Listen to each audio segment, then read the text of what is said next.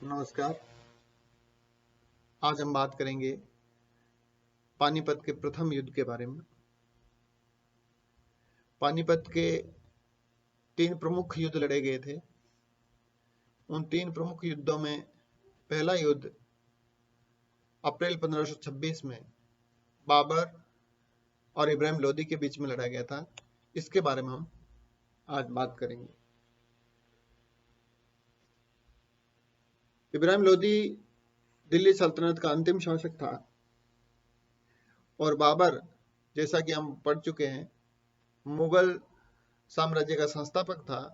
और इस युद्ध के मैदान में बाबर ने इब्राहिम लोदी को परास्त करके भारत में एक नवीन राजवंश यानी मुगल वंश की नींव डाली थी। दोनों पक्षों की सैनिक शक्ति के बारे में ऐसा कहा जाता है कि बाबर के पास केवल 12,000 सैनिक थे और इब्राहिम लोदी के पास लगभग 1 लाख की सेना थी। बाबर ने जिस युद्ध नीति को अपनाया वह मूल रूप से रक्षात्मक थी और आवश्यकता पड़ने पर उसे आक्रामक बनाया जा सकता था। उसने 700 गतिशील गाड़ियों की पंक्ति बना करके, जिसको अराबा कहा जाता था, का निर्माण किया। इन गाड़ियों को गीली खालों से बांध दिया गया और सेना के आगे इसे रक्षा पंक्ति के रूप में रखा गया। इस पंक्ति के बीच बीच में स्थान छोड़ दिए गए जिससे सैनिक आगे बढ़कर के शत्रु पर आक्रमण कर सके।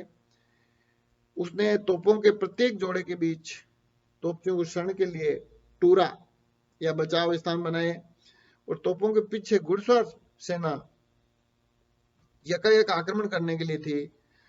दूसरी ओर इब्राहिम लोदी की सेना में परंपरागत 4 भाग थे: अग्रगामी, केंद्रीय दल, वाम दल और दक्षिण दल। मुख्य आक्रामक शक्ति केंद्रीय दल में थी और इब्राहिम के पास तोपों या बंदूकों का अभाव था। यद्यपि इब्राहिम स्वयं साहसी और वीर सैनिक था, लेकिन उसने उत्तम सेनानायक के गुण उसमें नहीं थे। इसलिए कहा जाता है कि एक और निराशा जनित साहस और वैज्ञानिक युद्ध प्रणाली के कुछ साधन थे, तो दूसरी ओर मध्यकालीन ढंग के सैनिकों की एक भीड़ थी जो भालों और धनुषों बाणों से सुसज्जित थी, जो मूर्खतापूर्ण और अव्यवस्थित ढंग से जमा की गई थी। 1 सप्ताह तक दोनों सेनाएं एक दूसरे के सामने खड़ी रही। बाबर चाहता था कि इब्राहिम आक्रमण करे और अंत में इब्राहिम ने आक्रमण करने का निश्चय किया और उसने अपने अधिकारियों और सैनिकों में वह धन बांट दिया जो वह लाया था, जिससे वह उत्साहपूर्वक युद्ध कर सके।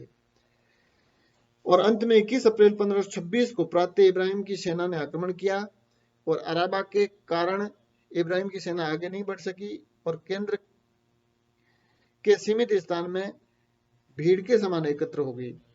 इसी समय तोपों के सामने तथा तुलुगमा द्वारा मुगल अश्वारोही सैनिकों ने लोदी सेना के पृष्ठभाग पर आक्रमण किया और दोपहर तक लोदी सेना पूर्ण रूप से पराजित हो गई।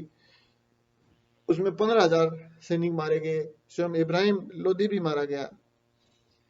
बाबर ने लिखा बाबरनामा में कि जिस समय युद्ध शुरू हुआ, सूर्य आकाश में चढ़ चुका था और मध्याह्न तक युद्ध चलता रहा और अंत में शत्रु दल छिन्न भिन्न हो गया और खदेड़ दिया गया और मेरे सैनिक विजयी हुए।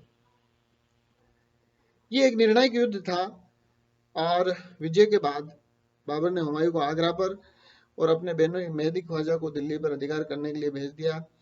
27 अप्रैल 1526 को दिल्ली की जामा मस्जिद में बाबर के नाम के खुतबे पढ़े गए और दिल्ली होता हुआ बाबर आगरा आया और 10 मई 1526 को उसने नगर में प्रवेश किया और इब्राहिम के महल में वो रुका। तो इस प्रकार हम देख रहे हैं कि सल्तनत का पतन या लोदी वंश का पतन इस युद्ध के परिणामों का एक बहुत बड़ा परिणाम और मुगल साम्राज्य की स्थापना।